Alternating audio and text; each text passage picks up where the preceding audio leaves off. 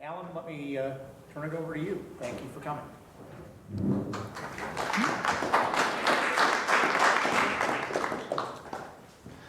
All right, thanks. So I got to Mexico around mid-June this year and stayed until December 1st or so. And this was a really good season this year. There was this excellent rain, really great mushrooms, so many nice people down there. And so what I basically do is go down there and I camp out most nights and take mushroom pictures all day, every day.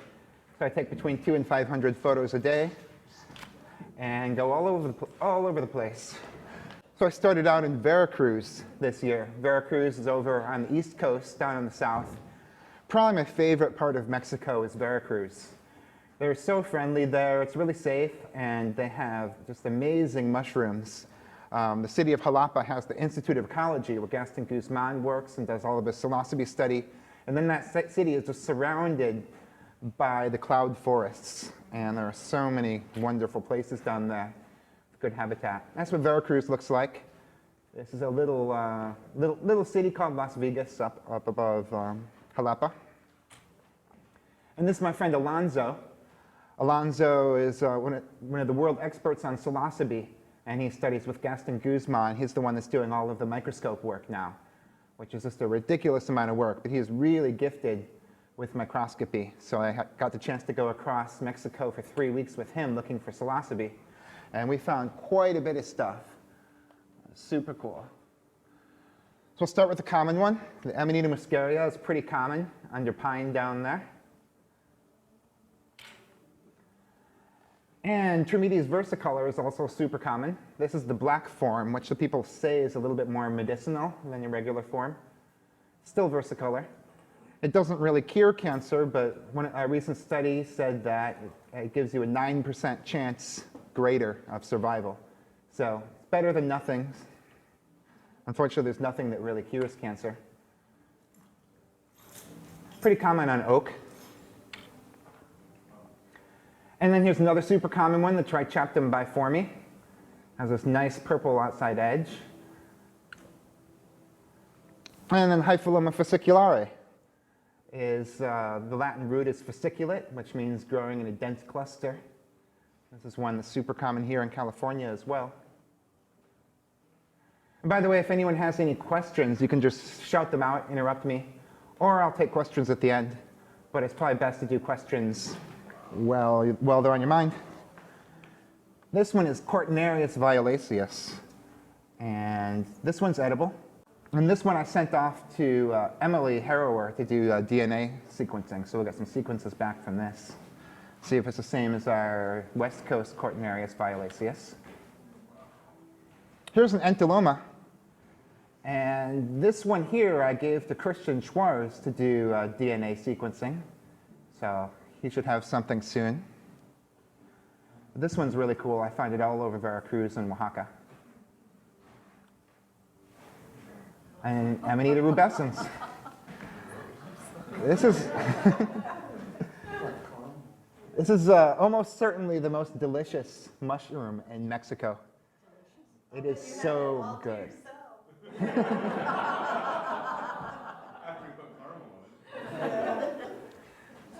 So this is poisonous edible, but if you cook it up, it just has this amazing flavor. It's almost like white fish or seafood.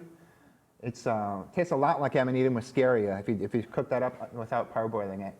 But every time I feed it to somebody, they're just like, wow, is there any more of that? And we only find 2 or 3 at a time, so there usually isn't. But absolutely. It's poisonous if it's raw. So it contains hemolytic toxin that gets destroyed by heat. Probably the same as our Amanita nova-nucta here in California. I'm not sure if nova-nucta tastes this good. No. No, the Amanitas with amatoxins are over in section Phellodiae, and this is in section Validae. So pretty much everything in section Validae is pretty safe. Symptotrema aspirata is pretty common in conifer wood. Really pretty cool looking. And then here's a rare one, Limacella, probably an undescribed species. We have a couple of Limacellas in California, This one here grows on bamboo duff and oak duff. These are really fragile, really slimy. They have free gill attachments. They're close to Amanita. And here's another really rare one. This is a new species of cystoderma that we found. This one is much bigger than most cystodermas and has very fine gills. So we did a lot of work on this collection, and it's probably, almost certainly undescribed. It looks like the top is real slimy, is it? Yeah, it's pretty slimy. Is it coming out of an egg as well?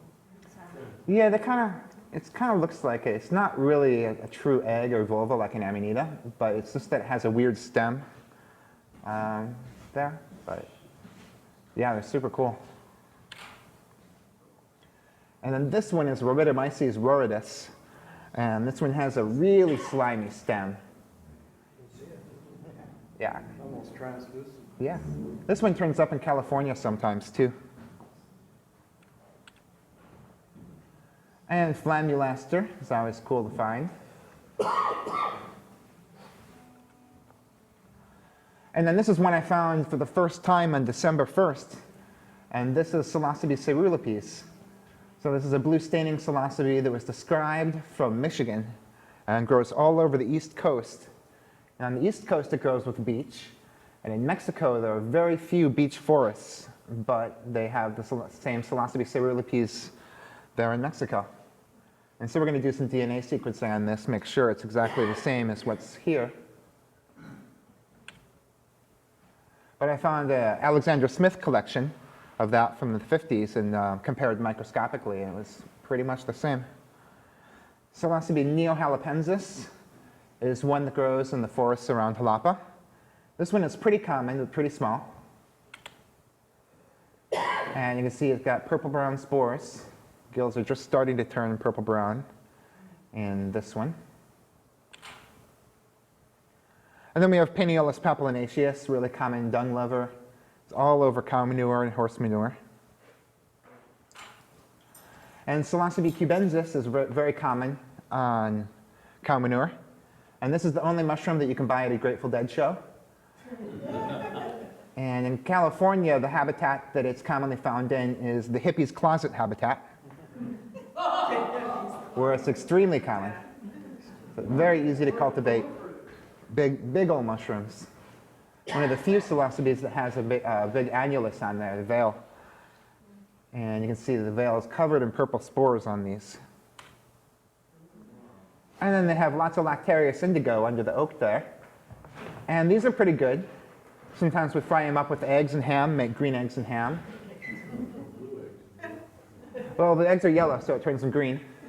Are the spots normal? No, the spots are not normal. The spots are what you get when you poke the stem with a pine needle. Stain. Yeah, so we can see all the latex come out. Yeah. And then after Veracruz, I went to the state of Mexico. The state of Mexico is right in the middle there. That's where Mexico City is. And also Nevado de Toluca and Popocatépetl. So Nevado de Toluca and Popocatépetl are these big volcanoes that are surrounding the state of Mexico. This hummingbird was Nevado de Toluca. And I got this photo because there was this hummingbird that kept coming by my campsite. And so I set up a tripod with a camera and a quick exposure, and then just ran the remote shutter release into my car. And as I was eating breakfast, sure enough, it came back. And then we have this bolete here. This is from really high elevation under a pine in Nevado de Toluca. This is probably a new species. I sent these to Roy Holling. He didn't have any idea what they were. How high up were you? This was about 3,600 meters, so over 10,000 feet. Yeah, really high up, the mushrooms really change a lot when you get to these high elevations. And that's all my favorite places are really high elevations. I don't even like to go down to the low elevations in Mexico because there's lots of snakes and chiggers and ticks and all that kind of stuff. Up in the mountains, you don't get any of that stuff hardly at all.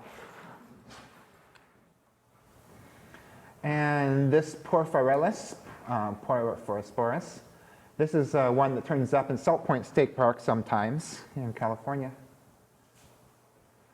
But pretty cool. It's got, it's a really brown bolete with a brown pore surface. And then Phellodon niger is super common up there. This one has teeth underneath it instead of gills.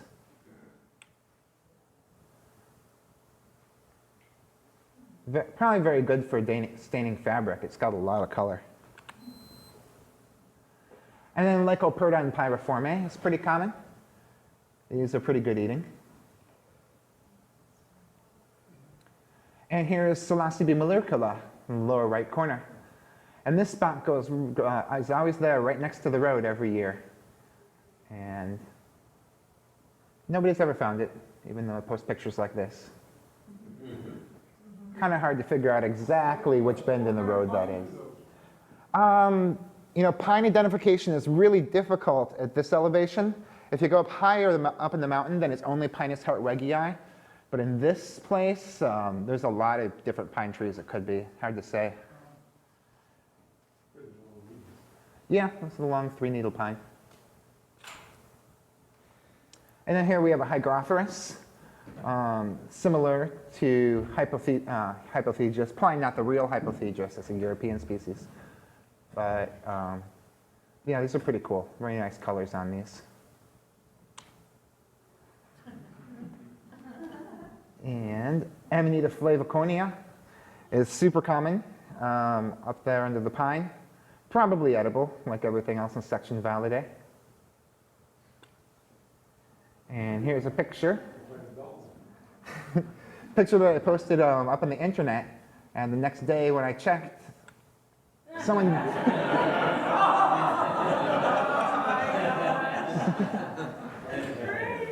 photoshopped it for me.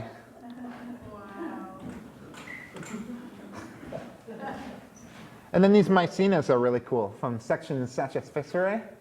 They're totally covered in these little tiny hairs. This is a really tiny mushroom. This is about an inch tall. But you can see they got all these setae all over the stem, all over the stipe. They're pretty cool.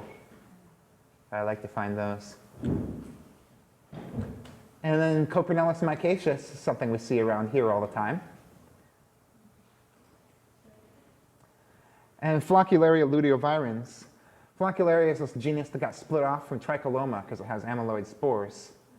So really nice yellow color on these. These are edible. And here's an undescribed Amanita. This is the one Rod Tomas calls species M36. This is very close to Amanita tusa. So you can see it's in section Caesariae because of the vulva there that flares out, and the big annulus, and then the big patch of universal vulval material on top of the cap. Why did they call it M36? It sounds like a galaxy. It's an undescribed species, so it's new to science, but Rod Tomas knows about it. So when he's aware of a species but hasn't actually written it up in a scientific paper yet, then he gives it these code names. And then Psilocybe aztecorum is a species of Psilocybe that only grows at very high elevation. This is the lowest I ever found this one. This was 2,900 meters, so about 10,000 feet. But usually it's up around 3,500 meters. And this is only known from a couple places in the world, and all of the only places this grows are the volcanoes that surround Mexico City. But when you do get there, when the season is good, they can be really prolific. Sometimes there's just thousands and thousands of them as far as you can see. And they got a couple morel species in Mexico. The one that I usually find is Morchella rufibrunea. And I checked the DNA sequencing of this Morchella rufibrunea and found it was exactly the same as the DNA sequences of the Morchella rufibrunea from wood chips from San Francisco. So very widespread morel species. This is the one that they cultivate. It's sapotrophic. And in Mexico, this grows in ravines, very high elevation ravines, and it grows very late in the year. It's probably still morel season in Mexico. It starts around November, goes through December, January, pretty much as long as the rains continue. Do they eat them in Mexico? Yeah, they do. They're not as common as they are here, so they're really cheap when you find them. But yeah, last year I found a lady selling them in the market. I think she wanted like $4 a pound for them or something. Huge pile of bone marrows. And then this was Gyromitra infula. And this one's kind of cool because it grows directly off of wood. All the other Gyromitras just grow off the ground. And if you go up into the mountains in California, you'll see a lot of these, the Sarcosphaera.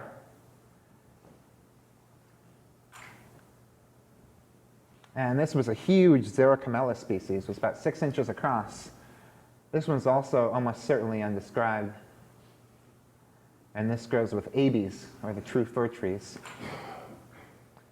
Here's a cool little ascomycete, Pythia vulgaris. This is also on fir wood. And Gymnopus dryophilus is just all over the place there. And the parasite on Gymnopus dryophilus is Sigazospora and Mycetophila. So you can see it makes the mushrooms look all crazy like that. It's kind of fun to find.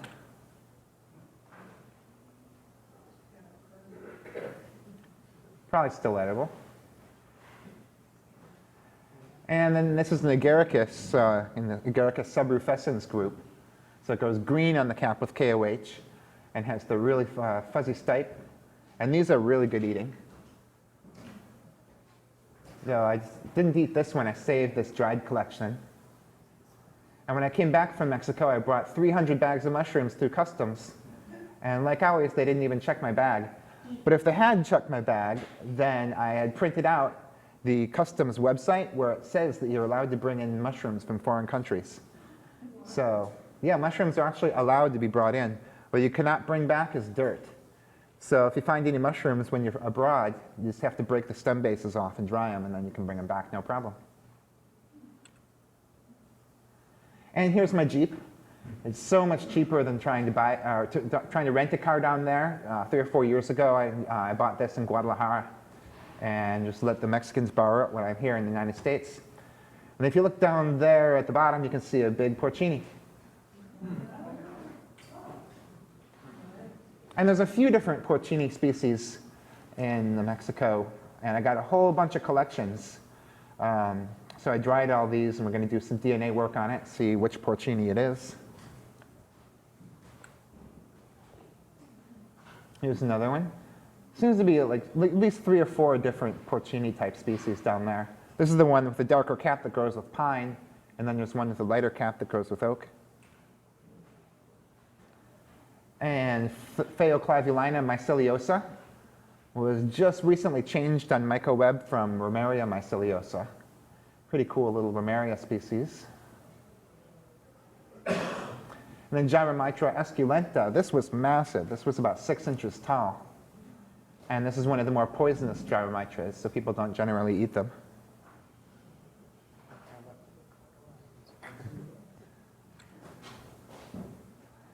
And then I went over to Jalisco. Jalisco is another one of my favorite parts of Mexico.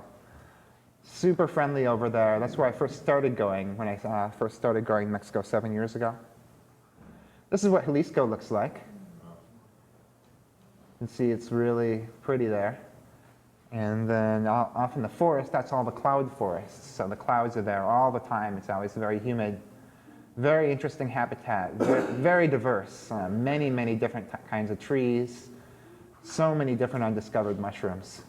Jalisco is not very well studied mycologically, so there are a lot of new species waiting to be discovered here. And while I was there was this crazy flood and washed out the road. There were thousands of people stuck for a long time way up there, including these guys. And they had to get their tomatoes back somehow, so they just carried them across. But I was really lucky that I wasn't up there, because I was up there for about 10 days and then decided to come down to use the internet. And while I was down, it rained like crazy.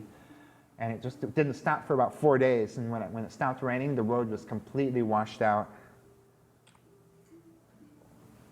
And then this is, the Mexicans always put all these little like pictures of the Virgin Mary all over the place. But you can see there's a little mushroom on the trunk there, and that is Postioacacia.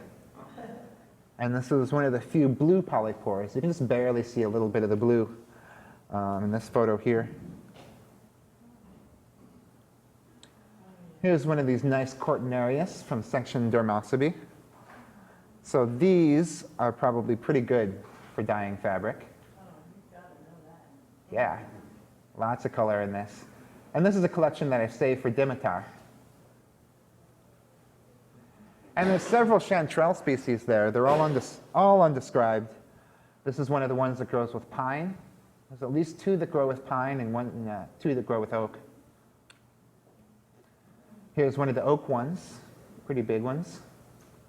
A lot of these have a really strong apricot odor. Unfortunately, I was collecting for herbarium specimens, so I wasn't able to eat very many of these. But Matthew Foltz is doing his DNA sequencing project on chanterelles. So we're going to see if we can discover a bunch of new species here. This is a really cool species of chanterelle, almost certainly undescribed. And it's kind of reddish on the cap and very light, kind of white shade of chanterelle. They're pretty prolific under oak. Do they eat those down there? Yeah, they do. They eat a lot of stuff down there. In fact, they eat a lot of stuff that we wouldn't eat, like Gymnopus dryophilus, Gomphus flaccosus, and yeah. I even found a hebeloma for sale once in the market. I don't know if that was on purpose or not. And here's a genus I had not heard of until I started going to Mexico. Pseudocraterellus is like Craterellus, but a lot smaller. And these are pretty common under oak, but people never find them because they're really little. And really pretty Lepiota here. And that starts out really nice and purple. And this one I've saved for Elsa. Boletus hortonii. Kind of a cool bolete. This is the first time I had seen this one. It's got a really interesting cap texture. And I find this one under oak. And then Tricholosporum tropicale. These are really cool. When I found them, we thought, oh man, we must have discovered a new species. But we searched the literature and found that Gaston Guzman described this in the 70s from Oaxaca. And the really cool thing about Tricholosporum is it has cruciform spores. So that means the spores are actually in the shape of a star or a cross. Never seen anything like it. But they're really pretty common in this one place, which is the Volcán de Fuego in Jalisco, which is an active volcano right near the ocean. I've never seen it anywhere else. Do they eat them? They said that they do eat them, yeah. But it's kind of hard to explain the difference between this and a bluet. But yeah, I think they're edible. And then when I found this, I thought it was a Cortinarius. But when I scoped it, I was very surprised to see the cruciform spores again. So this one is Tricholosporum porphyrophyllum. And this one is another one that was described by Gaston Guzman in Oaxaca in the 70s. These are the first records from Veracruz. And I got a bunch of really cool cordyceps in Mexico. This one is an Ophiocordyceps species. And this one was growing on caterpillars that were inside the log. And this log had more cordyceps on it than any log I've ever seen. There wasn't just 1 or 2. There was thousands of caterpillars inside this log that were all colonized by this cordyceps.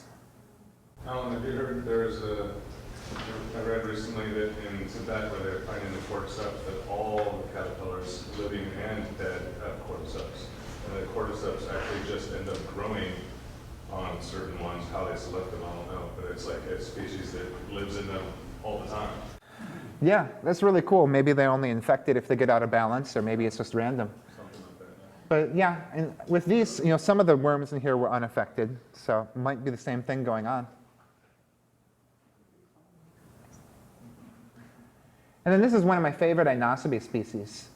Pretty sure it's a new species. This is has a really unusually thick stem, kind of unusually large for Inosobe, nice carrot color. And then the stem just snaps like chalk with an audible snap, which is unusual in Inosobe.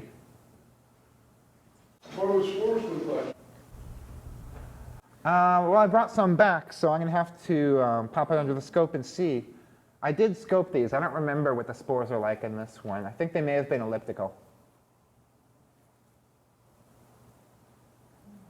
And then they have Amanita section Phellodiae. And when I took this picture, I thought they were all the same species, but then when I started putting potassium hydroxide on them, I found that the smaller ones stained very bright yellow in potassium hydroxide, and the bigger ones hardly stained at all. So they have two different species, both growing with pine, both destroying angels, both growing very close to each other. And so these are deadly poisonous, probably. The same amatoxins as in the death cap. How do you determine if there's an amatoxin? Do you have a way to do that? No, I just look at it, call it a destroying angel. You could try the Meixner test. I guess that does work. I've never tried that. I wouldn't stake my life on it, but I've heard people who were able to make it work. And so this is the really big destroying angel that when we put KOH on it, almost nothing happens. And this caterpillar is poisonous, of course. My friends, they told me not to touch this. So of course I touched it. And I picked it up to put it on here. And nothing happened, so I just tried stinging myself on purpose with the back of my hand. And man, these things hurt. Yeah. Very, very intense pain, but only for about 5 minutes. Do it again. The other hand. Yeah, they have red feet. And the red feet have all these little fur over them. Yeah, they're really nice with the macro lens. So the hair-like structure was what stung you? Yeah, all these spines have stingers on the end of them. And this is another one of my favorite Inocebi species. This one grows with oak. And this one smells just like Matsutake. And it always has all these green stains all over it. But no matter how much you abuse it, it does not turn any more green. So it's not one of the psilocybin-containing Inocebes. It's just a kind of greenish Inocebi. But Matsutake odor is very pronounced. And then Caprinus comatus is pretty common in Mexico. This one's about one of the larger ones I've seen. I actually found some more that were even bigger. But that's a full-size lighter underneath it, so it was close to 2 feet tall. Yeah. Yeah, and there were tons of them too. They're always all over this place. And this one's growing in Cyprus. There's a lot of really good mushrooms that grow in Cyprus stuff in Mexico. We'll see some more of those. I got some nice macro shots of the ink coming off there. Really cool how the cap curls up. Squeezing out the juice. Yeah. And here's a cordyceps I found. And this is from Sierra de Cacoma, which is a very remote area that almost no one ever goes. And so when I go there, I don't see hardly another person for a couple weeks usually. And so I stock up on food and everything. Lots of unexplored area here, lots of new species. And so when I found this stick, I thought this was pretty cool. There's actually a little hole in the stick, and then the cordyceps was coming out of the hole. You can see it a little better in here.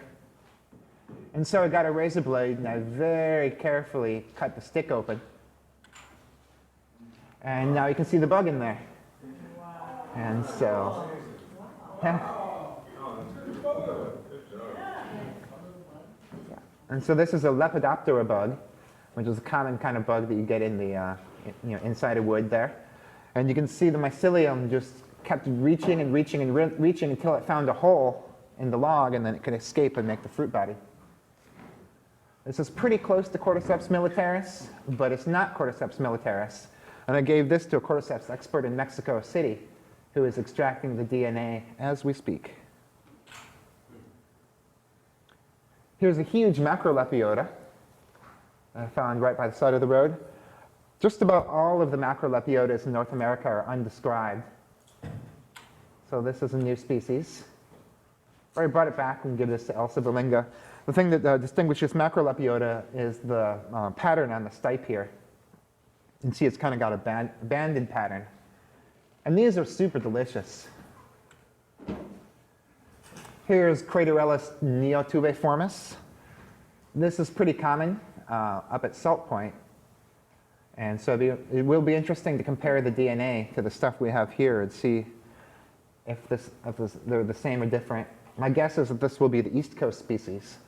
So in Mexico, you get a whole lot of East Coast species, and then a whole lot of tropical species, and a whole lot of species that are endemic to Mexico. But I've never seen anything that was endemic to the West Coast in Mexico. And the reason for that is we have a desert between us and Mexico, so nothing really crosses the desert. But the East Coast is connected to Mexico via a forest. So everything can just travel down that way. Plants in the background. That's some kind of moss. A little tiny moss. They have a lot of black trumpets down there. These were pretty good. And this is Boletus subvolutipes. And this is a bolete that has the red pore surface and really nice blue staining and is edible. And then here's Agaricus augustus sensulato. These were huge. The one on the right was over 12 inches across. And they had really nice almond odor, really nice veil on these.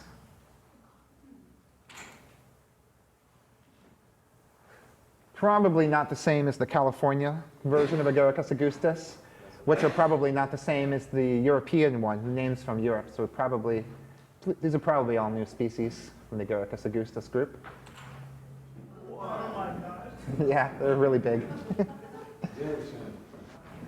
Yeah, I actually dried all these and saved the collection because I want it to be the type collection for a new species.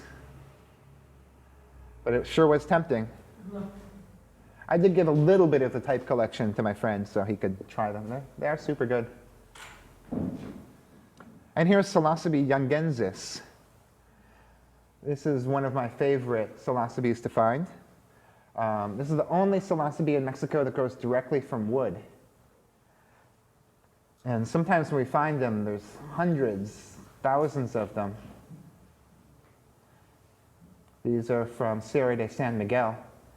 And so this spot is really cool. There's a huge landslide right by the road. And if you go to the landslide, it's just covered in Psilocybe zapotecorum and Psilocybe caerulescens, more than you could possibly carry.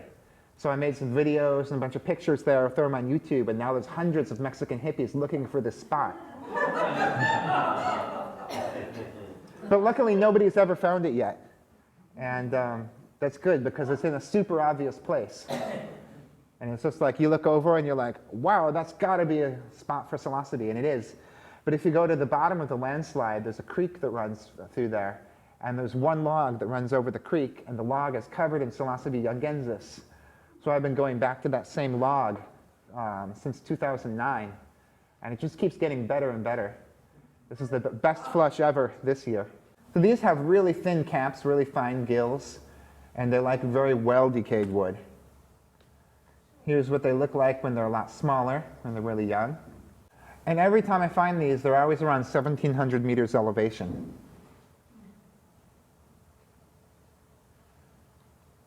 And you can see they have a really acute umbo sometimes. You're a bit older here.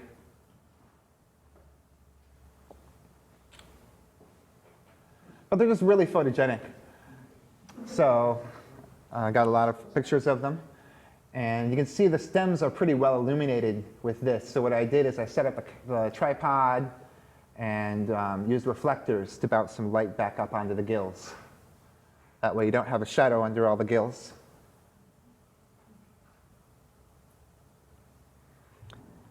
Here's a really cool Volvariella. And this was growing directly from a tree. And you can see the Volvariellas have come from a vulva. So this egg forms on the tree, and then the mushroom hatches out of the egg. Is all the white material around it, is that associated with fungus too? That's one of those white resupinate crust fungi. So, yes, different species.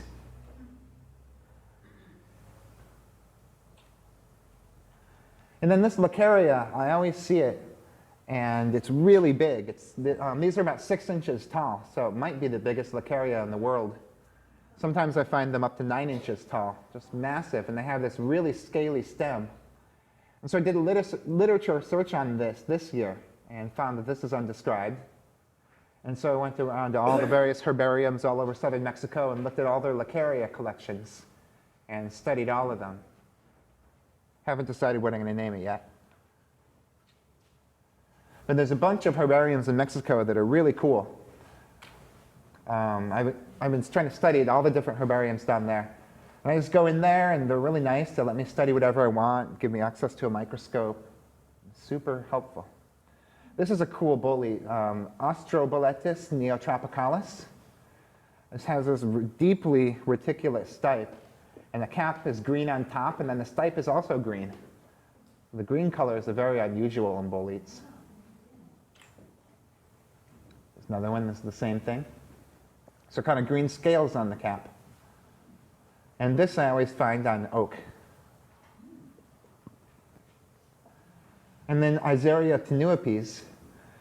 This is the asexual phase of a cordyceps.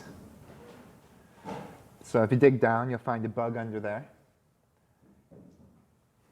These are pretty common. They're pretty cool to find. And when you touch them, huge clouds of spores come off of these things. And this is a black earth tongue. You can't really see it in this photo, but I just wanted to show the reflector that I use, and then I'm balancing on a backpack here. So if the direct sun there, and then I bounce a whole bunch of sunlight in from the other direction, you can you get really nice lighting on your photos. And this is the picture that I took right in front of that reflector. You see there's no shadows. It's all nicely lit from all the different angles. So if there's one thing that you're going to get to improve your photography, it should be a reflector. And you can make them just by taking pieces of cardboard, plastic, and putting tin foil over them. Even if you have a really cheap, point-and-shoot camera, if you're using a reflector, you can take professional quality mushroom photos. It doesn't really matter what camera you use. It matters how you light it, how you set it up.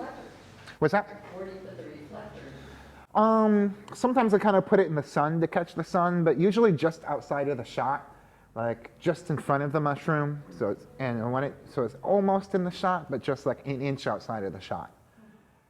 And just bounces up tons of light. You can get these nice collapsible reflectors on eBay, and they're like $10 or so. And then they fold up real nice and small, and they have a couple sides. So you can have like a gold side for a warmer tone, or the silver side for the more natural tone. And then I also like to use a white umbrella. And the white umbrella really helps if your mushroom is in direct sun. Because whenever you have a mushroom in direct sun, then the shadows get really sharp. This is one that I used the white umbrella on. And when I was making this presentation, there was another photo that was took just a second before, where I just let it be full sun. And this one just looked so much nicer. And so I held the white umbrella, just up above outside of the frame. And you can see the light is nice and even here. No sharp shadows. So you have it just above it, you said? Yeah, just above it. Between it and the sun, right? Yeah. So when you look at a mushroom in full sun, your eye has really good dynamic range, and so it looks fine. You can see into the shadows, no problem. Your camera does not have nearly as much dynamic range as your eye, so the sun just ruins your photo, the harsh shadows.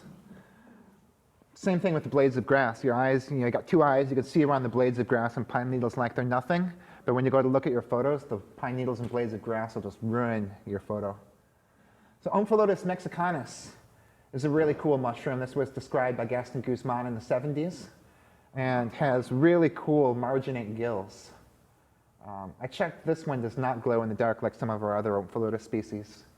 But it's always cool to find. I always find it on oak. And the oak tree that I found this under was just massive, one of the biggest oak trees I had ever seen. I figured there must be something behind it, and sure enough, there was a ton of these things. And then here's a new species of Gymnopilus. And I know it's new because I took it to Laura Guzman. Well, first I went there a few years ago and took photos and did microscopy and put it up on Mushroom Observer and emailed Laura Guzman. And she said, yeah, this is a new species that I'm working on. And she's only found it in the maple forest. And there's this one little tiny forest just about a square mile. And it's the only maple forest in Mexico, a holdover from the millions of years ago when Mexico used to be covered in maples. Now there's only one little patch. And there's really cool mushrooms. So this year I spent 3 weeks in the maple forest. And that was partially because my Jeep broke down right next to there. And so I had a lot of time in the maple forest. Yeah. And it was a broken piston on my Jeep, so that's about $4,000 worth of work in the United States, but I got it done for about $500 there. Mechanics in Mexico are super good. This Gymnopilus is undescribed. It's really close to Gymnopilus picreus. And so I went back and found several collections in the maple forest, and then I also made 3 or 4 different collections from Sierra de Cacoma, which is about 50 miles from the maple forest. So now it's known for more than just the maple forest. And I left all of those with Laura Guzman, so with her new paper, she'll be able to study all these different collections. But it's really unique. You don't need a microscope to identify it because it has very fine gills, and then it has this kind of reddish-brown smooth stem. And that combination of characteristics is very unusual in Gymnopolis. There is a lot of Gymnopolis species in Mexico. Laura Guzman studies them for a living, and she's described many, many new species since the Hessler monograph came out. This is really cool. We were walking, this is when my Jeep was broken. There was this really neat spot that we call the sawmill. And the sawmill was a sawmill like 10 years ago, but they closed it down, and now it is covered in psilocybe, like more than you could possibly carry. It's just ridiculous. They're everywhere. And so we wanted to go to it, but it was 15 miles away, and the Jeep was broken, so we, no, not 15 miles, 15 kilometers. So we walked, and this was after about 12 kilometers. That was a heck of a walk, but we made it. But this tree here on the left doesn't look very special, but it is. If you look very closely at the base of this tree, there's all these wasps, and the wasps are covered in cordyceps. So this is an Ophiocordyceps specocephala, and it's a really cool little cordyceps species. And there were tons of these wasps, like 20 or 30 of them, all covered in cordyceps. And I've never seen this anywhere else. What kind of tree was it? No, that was a pine. I don't know if the tree was special or not, or if it was just, it just happens to have a lot of wasps there. But they're always there. And then when we finally got to the sawmill, here's some Psilocybe zapaticorum. And there's a little part of the sawmill where there's just tons of Psilocybe zapaticorum. And if you look back here, you can see this truck. That's my friend Carlos's truck. And Carlos is a hippie. And so he's like, yeah, I'll take you to the sawmill. And so we go there, and he's just picking all these left and right. And I'm like, no, I'm trying to photograph these. You know, I never would have showed you that. I even said to him, like, this is why I don't take hippies to my patches, because I'm trying to photograph them. And he's like, but you already have 1 million Psilocybe zapaticorum photographs. I'm like, well, none of them are this good. So I actually did get some really, really nice zapaticorum photographs, probably about 2,000 or 3,000 of them this year.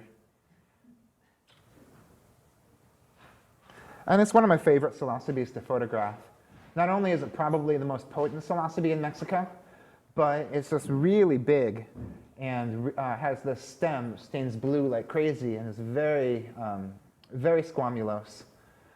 And so in the United States, the Native Americans did not eat any Psilocybes, and that's probably because all of our Psilocybes are very small, little brown mushrooms. In Mexico, some of these Psilocybes can get huge. These can be a foot tall sometimes. So they actually look like something that you might want to try eating for food, and that's probably how they discovered them. When you say that they're the most important, does that mean the most common, or? Oh, I said potent. So they have a lot of psilocybin. But they're also probably, they're also very important, you know, for the ethnomycological studies. Maria Sabino was the lady who kind of taught the Western civilization about Psilocybe mushrooms, and this was one of her favorite species. And so when I was visiting the Maria Sabina compound, I said, hey, so where do you go to hunt these things? And they say, oh, it's very far, you would never find them. And no, I found them about a quarter-mile away. And these are pretty easy to find. You just drive around looking for landslides. And when you see one, you stop and look around the bottom of the landslide. The theory is that they don't compete very well with other mushrooms. So when you have a landslide, you have a lot of organic material that's buried into the dirt. And so mushrooms that cannot compete very well flourish there. It's one of the first species that comes in after a landslide. So the landslide happens, and then a couple years later, you get the mosses and the psilocybes come in. And those stabilize the soil and turn the organic debris back into dirt, which allows the other plants, turn the landslide back into usable area. And so we use these for mycoremediation, which is that when we pick them, when we find a whole lot of them, then when we see a landslide, there's some area that the people have really messed up, we just throw all these mushrooms at them, and they colonize and stabilize the soil. Are those all hallucinogenic? Everything in psilocybe is hallucinogenic, at least that's what we used to think. There's going to be a new paper coming out this year that's the first psilocybe that's not hallucinogenic. And that one is the one that they call Psilocybe atrobrunea. And it's very closely related to the liberty caps. But even if you grow it on a media enriched with tryptamines, it still doesn't have any psilocybin whatsoever. But every other species of psilocybe does stain blue and has psilocybin. Mycena liana is always fun to photograph. This one is super common on the East Coast, like around Ohio, but also really common in Mexico. Hard to miss it. Pretty common on oak.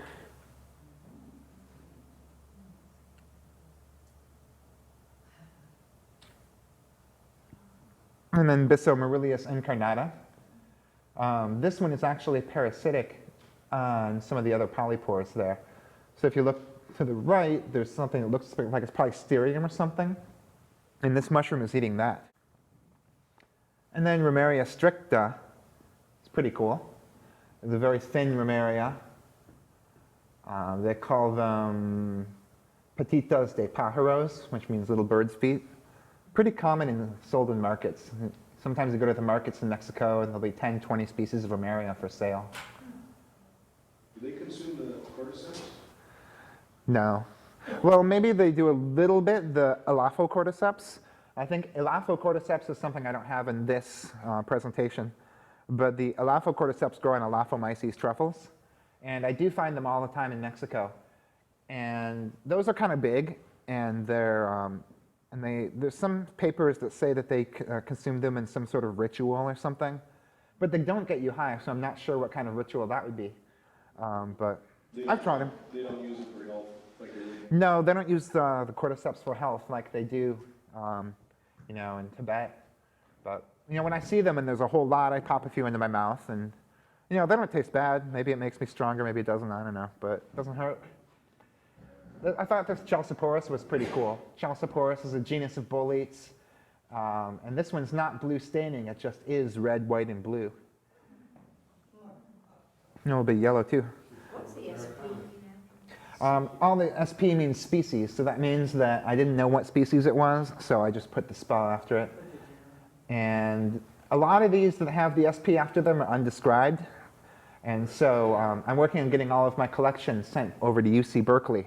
So we'll have good type collections of everything, and we can describe a lot of these, put names on them. But especially stuff like Chalciporus, no one has ever studied these in Mexico. Here's another picture from the sawmill. These are Psilocybe Caerulescens. And these clusters down at the bottom here, they're all over the place. There's not just 1 or 2 clusters like that. There's hundreds and hundreds of them. And they photograph pretty well.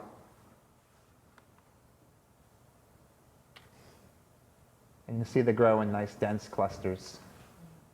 And they have these purple-brown spores that settle on the cap. Yeah. So these are just some little leaves and grass that I pulled off of the cap. Left a reverse spore print.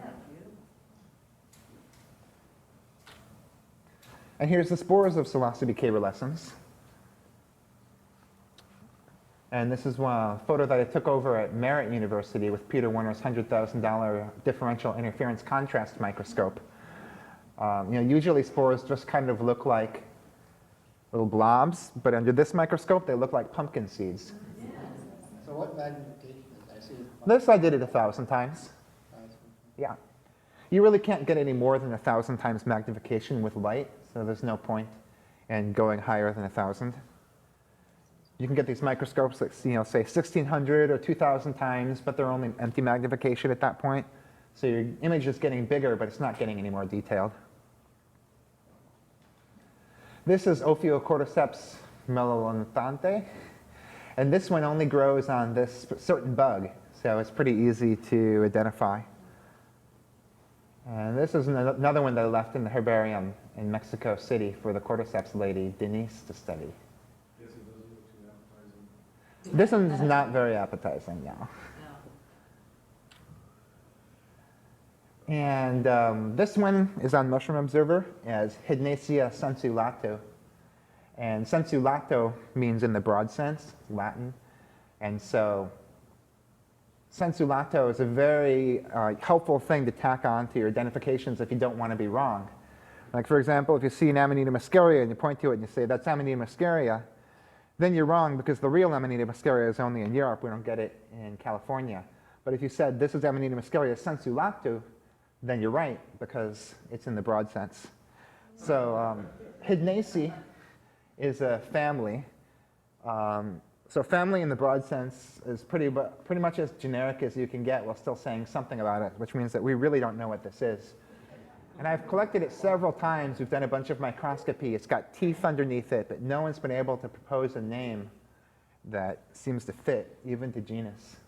It always grows to like it's like Yeah. And they eat these. The natives in Oaxaca told me that they eat them for dinner, and they have a nice soft texture. Copenellus disseminatus is pretty cool. When you find one, you find thousands of them usually. And this is one that we see in California too. And you can see, with this one I used the ring flash. And the ring flash is a flash that goes around the edge of the lens. So usually when you take macro shots with the flash, you get terrible shadows, very harsh shadows. But with the ring flash, the light is coming from all around the lens, so you can take pictures like this and you don't have all the weird shadows behind the stems. And so it looks much nicer. And there's a $100 ring flash you can get on Amazon.com, which is really good, and I recommend that one. Most of the ring flashes are a lot more expensive, but this one works great. Yeah, there's another one with the ring flash. You can, yeah, they're edible. And then here's Agaricus xanthodermis group. And I know it's not Agaricus xanthodermis because we got Agaricus xanthodermis all over California, and it doesn't look like this. But I have no idea if the xanthodermis in California is the real one or not. But it's certainly in that lose your lunch bunch type of group. Really nice staining on these really big annulus. And have a strong inky odor. And here's a Macrolepiota. These are growing under these cassia trees. And there's this patch of trees, and there's just hundreds and hundreds of these things. And so we always stop and get them for dinner. And here's some Deflexula. This kind of looks like a Hericium, but it's a lot more tough. You wouldn't want to eat it. But they're really cool. Find them in hardwood in the cloud forests. Sometimes there's whole trees covered in them.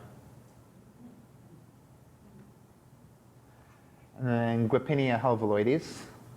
It's kind of like a little jelly-like thing. It grows on wood sometimes.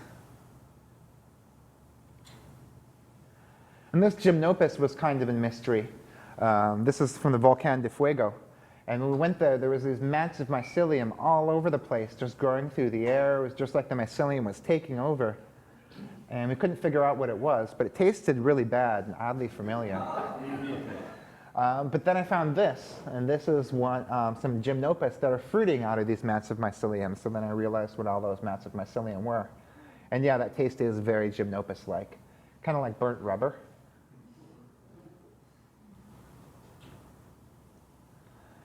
And this is a Leucopaxillus. And I never would have guessed Leucopaxillus just looking at it. But when we checked the spores, they were amyloid and ornamented. So this is a new undescribed species of Leucopaxillus from the Volcan de Fuego. Really nice, big, yellow thing. What's that? What size? These are big. These are about 4.5 inches across. So there's some pretty big oak leaves in the background there. And then under cypress, you have a lot of really cool Lepiota species. This is a Leucoagaricus. really close to Leucoagaricus rubrotinctoides. But in California, they do that same thing under cypress. So just last year, I started hunting under cypress in California, and I started to find all these mushrooms that I had heard about and never seen before. Really good place is like up along Route 1. There's a lot of really cool cypress habitat. And down in Mexico, they do the same thing. So you'll find a lot of Lepiota, a lot of Leucoagaricus, a lot of Agaricus, a lot of Pseudobayospora, a bunch of other really cool stuff that you only see under cypress. Here's a nice Lepiota. This was also with the cypress.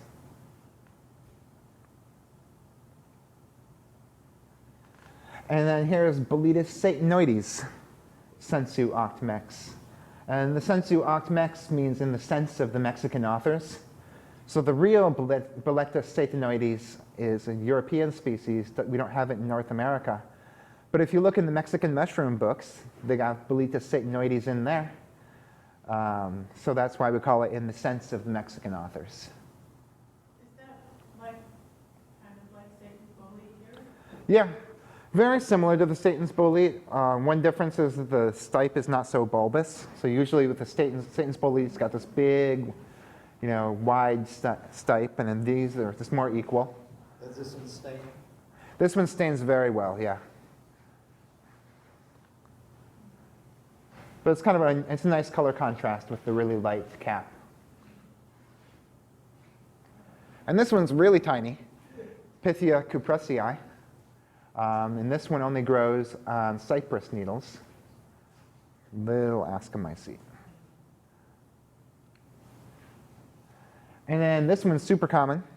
We cook this one up a lot, Lactarius rugosipes. Always really cool to find because it's got nice scabers on the stem and really nice cap texture. Pretty common under oak. And then this one is kind of neat. The Cronartium quercum is growing on pine, and it's just this kind of white, or it's this white, or sorry, yellowish powdery stuff that makes them very powdery. So if you throw this, there's this powder that goes everywhere. And they have really cool spores. And you see they're very irregular in shape, very unusual, and the centers are middle, and the spore wall is clear and very thick.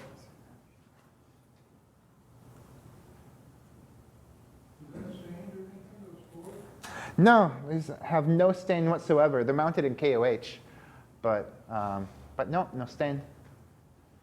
But this is the orange color that you see. When you see how bright orange it is, that's the orange from the inside of the spores. And then here's an Entoloma that I found in Oaxaca. This is like an 8-second exposure or something because it was in the really dark forest. But really nice blue color. This was really big. It was about 6 inches tall. And just the nicest shade of cobalt blue. The camera's great. Yeah, this camera is a Canon 60D. And so one of the Canon DSLRs, and then I use a 100mm macro lens and a tripod. And I set the ISO really low, and then I set the depth of field really wide, so small f-stop, and then do long exposure. So most of these photos are 2 or 3 second exposures at least. And when you do that, you get really great color, really great depth of field. You can take pictures that are just about as good with like a $50 eBay camera. The camera you use doesn't really matter. What matters is how you hold it and how you light it. This is one that it was hard to figure out. This is a Crepidotus species, and this is really big. This is way bigger than any of the Crepidotus we have in the United States. It's about twice the size of those large Crepidotus that are on the table back there. And when I found it, I thought it was Phyllotoxis nigulans, but it doesn't have that odor. Doesn't smell bad at all. And it's got ornamented spores, so that puts it in Crepidotus. And then Marasmius cladophilus. It's pretty common in the coffee orchards and has these really nice intervenous gills. So almost not like even regular gills at all. It's just this really cool web pattern. And here's what the younger primordia look like. And this is another one with the ring flash. So it's really easy to take these photos with the black background, even in broad daylight. And what you do is you set the shutter speed really fast, and you put the f-stop down, so you close the f-stop down a lot, and then you turn the flash up really high. And so when you take a picture of something, 100% of the light comes in from the flash. And even if you're in broad daylight, you'll still get this beautiful black background. And then here's a Somatoderma caperata. Pretty cool polypores that have smooth sides. And these grow on oak.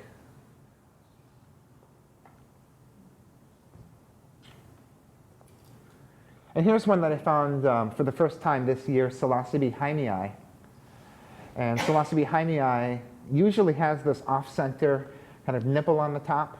And it's a much lighter color than most of the other mushrooms from this section. So this one is distinguished because it has 2 types of Caerulescensia and 2 types of Pleurocystidia. And we always find these in the cloud forests. And here's a really cool Boletus. We're thinking this is Boletus singeri. We checked the type collection. It seems to match pretty well, the type collection of Boletus singeri. Yeah. And here's the veil. So the Boletus have these crazy veils. And then the veil was covering the pores when they were making spores. So all of those polka dots there are spores. Yeah, leopard skin veil. And here's the spores. The Boletus was split out from Boletus because it has longitudinally striate spores. So you can sort of see it in here, the striations that go along the, along the length of the spore. Probably makes them fly really well or something. And then Blumenavia is a genus of stinkhorns. And this is the first time that I've seen anything in this genus. Most of the Blumenavias are down in Central and South America. But this one makes it up into Mexico. And this smelled just terrible. And it was growing in my friend's yard on bamboo. And this is Psilocybe hugschigeni. This is one that I spent about 3 weeks looking for this year. I couldn't find it out in the forest, but I went to the herbarium. And in the herbarium, they have some mushrooms that were preserved in alcohol. So this is one that Gordon Wasson found in 1959. And looks just as good today as it did when they put it in there. And so that's just shot through the glass jar. And you can see this one just has a ridiculous umbo on the top. There's really no other mushroom that's anything like this. Some of the mushrooms have a pretty big umbo, but nothing like this. And we're just about coming to the end. This is pulque. And pulque is an alcoholic beverage that's made from fermented agave. And it's very popular with the poor people there. So the rich people kind of turn their nose up at it, but the poor people sell it all the time. And we like it quite a bit. We always have to bring our own bottles when we buy it. What's it taste like? What does it taste like? It's very slimy consistency, so that's unusual. But it's kind of a hard to describe taste. It's sort of like a mild wine, I would say. What's it called? Pulque. Yeah, and so if you go around, you can see there's signs that are like, that say pulque all over the place. And it's fermented with a bacteria and a yeast. And agave. Yep. So it's fermented agave. This is what they distill in tequila, is it? Yeah, so they would distill this into tequila if they wanted to. It's kind of like the raw tequila. And the girl is meaty, and she studies, she's a chemist, she makes new cancer drugs. And so sometimes when I take these mushrooms, I find, take them into her lab and do extractions and make new compounds, or find compounds that were unknown to science from the mushrooms. So I think next year she's going to fly me down. We're going to do some more serious lab work. And this is, they call this the 88 butterfly, 88. It's a Dia ethria species. And they're really cool to find. And this is the last slide I have, so I can take questions. Can we do that?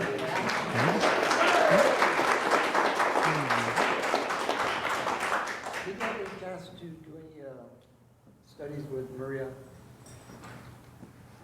Maria Sabina. Yes, Sabina, right. Yeah, Maria Sabina lives in Sierra de Mazateca down in Puebla. And that's a really interesting place. One of the interesting things about Sierra Mazateca is that just about everybody eats psilocybin mushrooms. Even the police and the government and everybody eats them. And so when I walk through there, they try to sell me mushrooms like once every 5 seconds or so. And I say, no, I don't want to buy mushrooms, I want to find the mushrooms. And they think I'm crazy. And they tell me I'll never find them, but I do. Yeah, because several lectures you did on using the psilocybin for treating children, basically. Yeah, I saw a lot of young kids down there in the city of Puebla. Like they usually give them psilocybin mushrooms in a ceremony when they turn like 7 or 8 years old or something like that. But if you go up to the top of the city of Puebla, there's this Maria Sabina compound. And so you go in there and there's all these little shacks and stuff, and they're full of altars, and they were selling Psilocybe zapotecorum there. And a lot of Maria Sabina's relatives are there. And they're pretty cool people. They have all this Sabina stuff all over the place. She lectured once or twice in Berkeley. I don't think so. I think she's never learned English. And Well, no, but she was through a translator. oh, really? Yeah. That's crazy. I didn't know she was ever in the United States. Is that in Zacatecas? What's that? Is that in Zacatecas? I remember you showing a slideshow last year or the year before about an area, it sounded like this, where they're not too friendly to gringos. Yeah, in Oaxaca, they're not as friendly as they are in other places. And yeah, in Sierra de Mazateca, pretty much after the people there, after they turn about 10 years old, they just never smile again. So they're always very serious all the time. But I learned a few words in their language. They don't speak English or Spanish.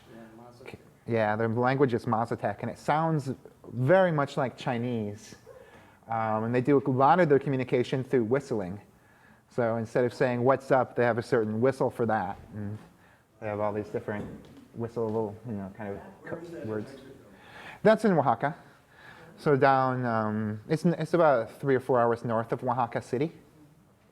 So not too far from the border of Veracruz, so not too far from Puebla either.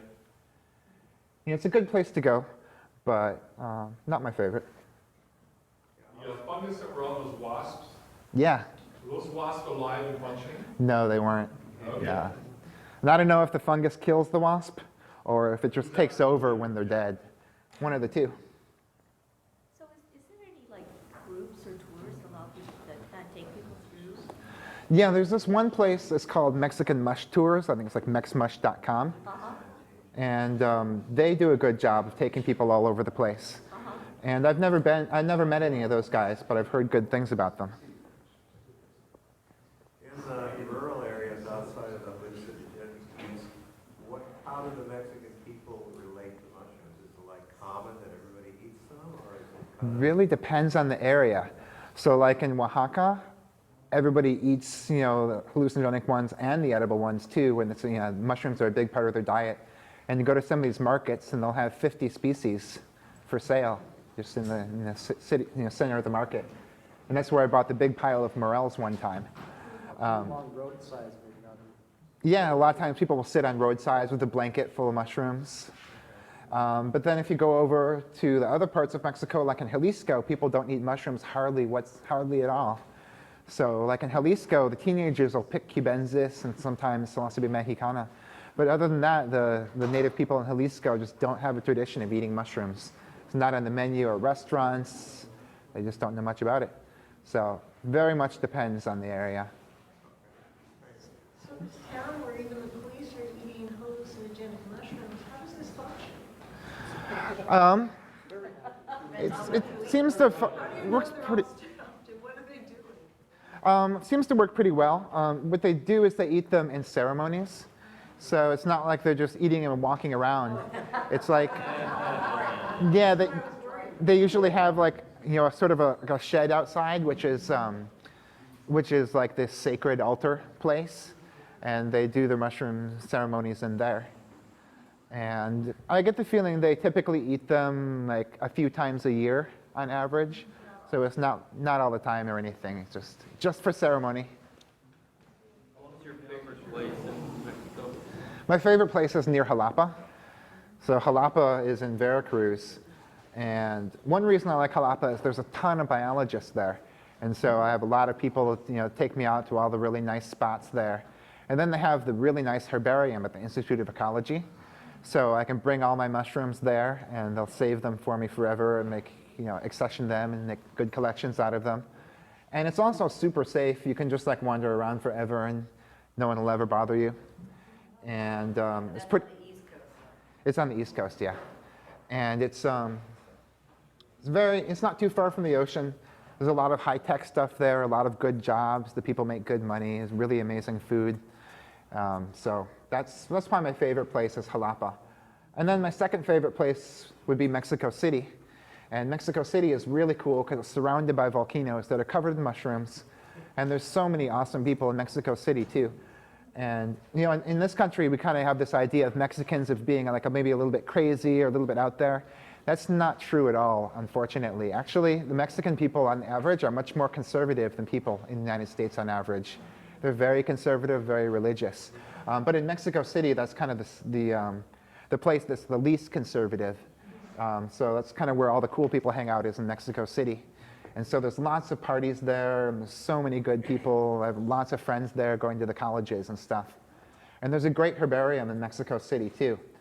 And so I just walked in there one day, just random guy off the street. They had no idea who I was, and asked them if I could study their psilocybes. And they said, sure, and they gave me, showed me where the cabinet was, gave me a microscope, and said, go to it.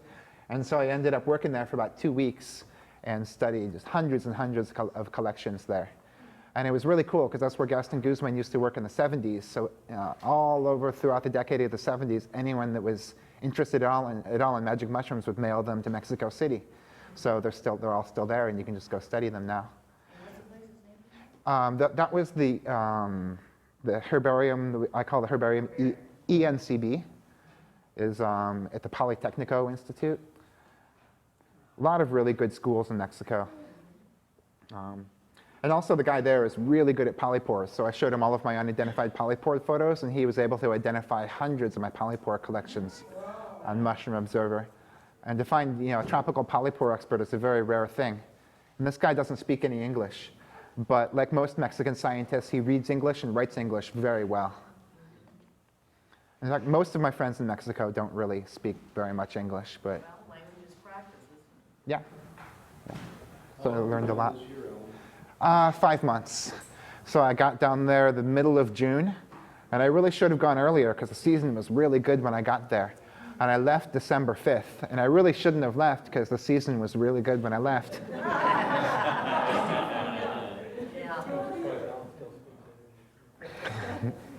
Maybe that's where our lungs foray should be, huh? Poison oak type plants. I've never seen poison oak in Mexico. I did see several species that I would call poison ivy, but I'm immune, so I don't worry about it. But they looked potent to me. It's the same. Yeah. Yeah, well, I mean, it's the same. Same chemical. Yeah. Same chemical. Yeah. Toxicodendron genus. It's But pretty was there a pretty lot of widespread. it? I mean- No, it's rare. I know they have a tree down there, the entire tree is like poison. Well, you might be thinking of Malamujer. Malamujer is a really nasty plant. The whole tree is covered in spines, and they inject this poison into you, and it can take 6 months or longer to heal if you touch it. And I touched it a few times, and it didn't get me quite as bad.